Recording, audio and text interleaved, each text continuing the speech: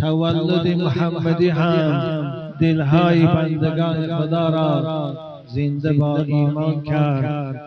آمدن این پیغمبر بزرگوار را به این عالم هستی خیر مقدم میگویم.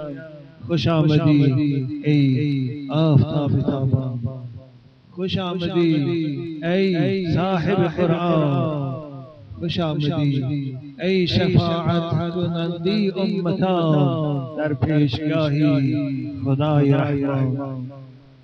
مرحبا یا مرحبا یا مرحبا، مرحبا جد الحسين، مرحبا مرحبا يا مرحبا يا مرحبا، مرحبا يا نور عيني، مرحبا اے بدنیای فنا نور خدا خوش آمدی، اے بدنیای فنا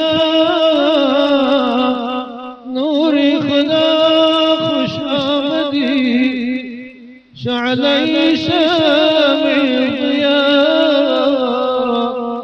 نور خدا خوش آمدی، احمدا خوش آمدی،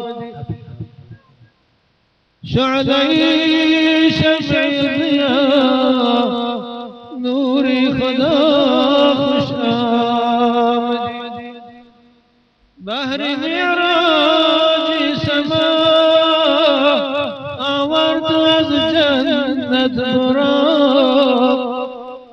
قدسیان را نور چشم توتیا خوش آمدی، توتیا خوش آمدی، احمدا خوش آمدی، هزاران درود و هزاران سلام،